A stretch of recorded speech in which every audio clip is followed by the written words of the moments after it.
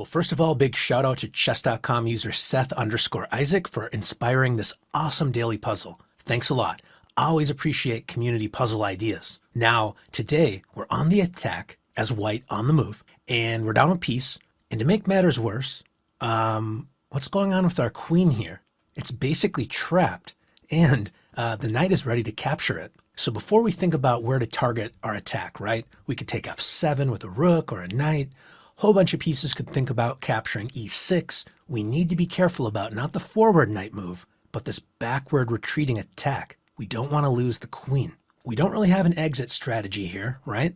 So we need to think about how to move forward and to find a forcing attack. Now notice that queen h7 is nearly mate, if not for that knight crouching on f8. So we don't really have any sensible queen moves to think about, not yet, but we do have a dream. Attacking the king from h7, assuming we can make this knight disappear. Well, the first move in our puzzle solution is incredibly forcing rook g6, paying the king a visit on the open g file here. And what's really nice here about this forcing attack is there's only two legal moves. In one of them we can eliminate pretty quickly. Knight takes rook, because now we can take advantage of the space that knight left behind, encouraging the king to move to its only legal square. And now we have not one, not two, but three attackers on f7.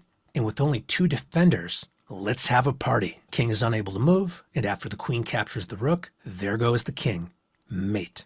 Okay, so hurling our rook into the air feels a little less overwhelming now that we realize the knight is unable to capture the rook without allowing a quick mate on f7. So we only have to calculate the consequences of the pawn capturing our rook. And there's a number of consequences to check out here. Now, one of the more important consequences of this pawn capturing our rook is opening up the aisle for the rook to go bowling, staring at the knight.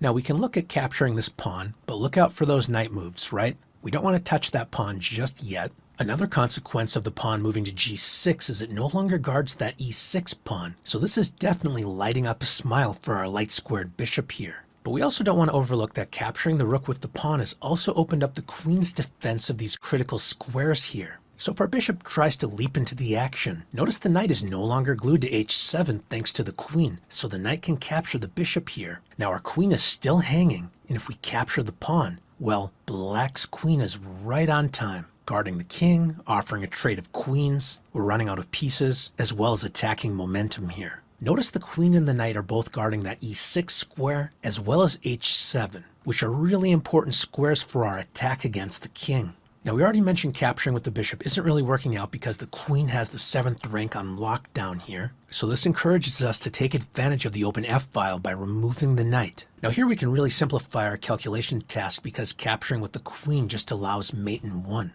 The king cannot capture the rook, of course, so the only other option here is to capture with the rook. So now that the knight is no longer guarding e6 and h7, the queen is guarding these critical squares all by herself. So let's invite another piece to the party. Now the bishop is immune from capture as that would allow mate in 1. Now blocking with the queen isn't a great idea. It actually allows mate in 1, the same move we're about to see. So the puzzle continues by blocking with the rook. Now here we need to be careful because the attacking momentum might lead us to another capture. But here black can just say no problem. You want to capture me? Sure, no problem. I'll capture you. And we're simply down too much material here. The other tempting move for us to avoid is queen takes pawn. Notice the rook is pinned to the king, which is nice, but after king f8 here, confronting the king with the knight just allows the king to skate to the middle when we're simply out of attacking momentum. And if we capture the rook, okay, we are threatening mate, which is nice, but not only can the knight harass our king here, black can also just capture the knight, creating an escape square for the king, offering a trade of queens, and even x-raying that g8 square. So this was a really tempting path,